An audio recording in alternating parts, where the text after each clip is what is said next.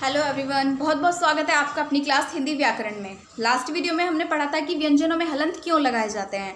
ठीक है, तो आज मैं आपके साथ फिर से एक नया टॉपिक लेकर, बिल्कुल एक अलग तरह का टॉपिक जो आपने पहले उस पर डिस्कस नहीं किया होगा।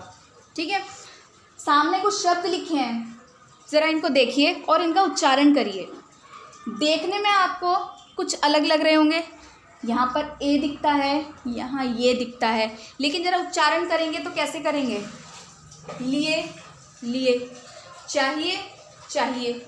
उच्चारण दोनों का एक जैसा हुआ, कुछ भी अंतर नहीं है। इनको बोलते समय, इनके उच्चारण करते समय कोई अंतर नहीं है। अब प्रश्न ये है कि इसको सही माने या इसको सही माने। कुछ लोग इस तरह लिखते हैं, कुछ इस तरह लिखते हैं। ठीक है, अब ये वाला सही होगा या ये वाला सही होगा, तो बिल्कुल कंफ्यूज होने की ज़रूरत नहीं है, ये दोनों सही हैं। सबसे पहले तो मैं ये बात आपको क्लियर कर देती हूँ, ये दोनों तरीके से लिखा हुआ सही है। बात है सिर्फ इनके मत की, कितने लोग इनको सही मानते हैं और कितने लोग इसको सही मानते हैं। ठीक है, तो देखिए 70% जो वैज्ञानिक हैं वो इस तरीके को सही मानते हैं और जो 30% है वो इस तरीके को सही मानते हैं। ये मैं आपको बताऊंगी एक व्याख्या करके, जिसमें आपको समझ में आएगा कि इसको क्यों सही मानते हैं और इसको क्यों सही मानते हैं। यहाँ लिखा है लिए, इसका मैं वर्ण विच्छेद करूं तो इसका वर्ण है ल प्लस इसका जो स्वर है वो है ई। ठीक है, और साथ में है ए, ल ई ए, ये बना लिए। ठीक है, उसके बाद यहाँ वर्ण है ल प्लस इसका जो स्वर है ई।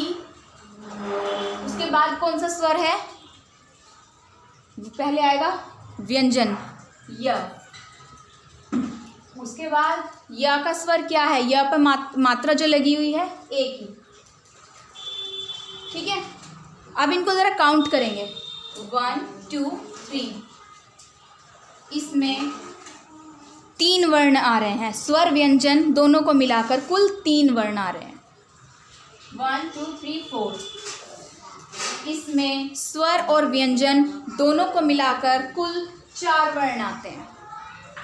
जब कोई बात या कोई भी शब्द इतने में बात हो जाती है उसकी, तो हम उसे इतने में क्यों लिखें? सही ये भी है और सही ये भी है। अभी जो 70% लोग हैं, 70% वैज्ञानिक हैं, वो इसको सही इसलिए मानते हैं क्योंकि हम कोशिश करते हैं कि अपनी बात को कम से कम शब्दों में लिखें या समझाएं। एक्सप्लेन तो हम उसको पूरा करते हैं, लेकिन बात यहाँ लिखने की हो रही है तो कम से कम शब्दों में स्पष्ट हो जाए। यहाँ पर 3 वर्णों का इस्तेमाल किया गया, यहाँ पर 4 का, लेकिन बात वही है। यहाँ पर जो ये है, इसका जो साउंड है वो स्पष्ट नहीं है। बोलेंगे लिए, ये अलग से तो नहीं बोलेंगे, कोई स्पष्ट नहीं है इसका साउंड। ध्वनि तो एक जैसी आएगी दोनों में से। इसको भी लिए कहा और इसको भी लिए कहा, बस ये जोड़ दिया एक्स्ट्रा में, जिसकी यहाँ कोई ज़रूरत नहीं है। ठीक है, तो अगर मैं अपने अकॉर्डिंग बताऊं, ये तरीका मुझे ज़्यादा सही लगता है। ठीक है, अब देखिए एक उदाहरण और देखिए इसका।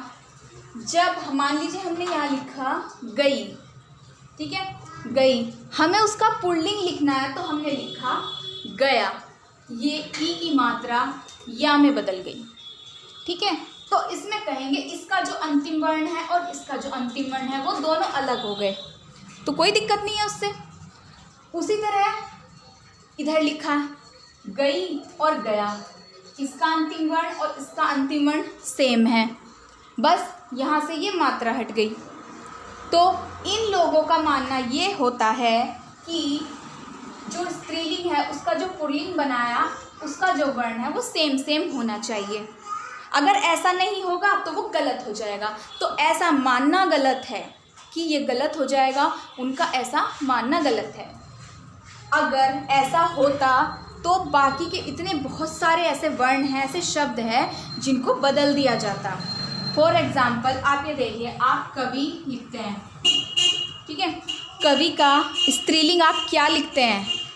हम लिख सकते थे कवित्री, ठीक है, हम कह सकते थे त्री जोड़ दिया हमने इसमें, लेकिन ये गलत है। हम क्या लिखते हैं, कवियत्री, हम लिखते हैं कवित्री। व पे से मात्रा भी हटाकर हम या पर ले गए और त्री जोड़ दिया, ठीक है।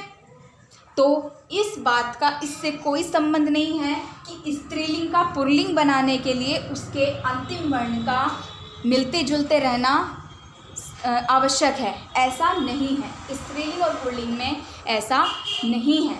तो ये बात आपको समझ में आई। ए और ये में यहाँ पर क्या अंतर होगा, बोलने में कोई अंतर नहीं है, सिर्फ अंतर है लिखने में।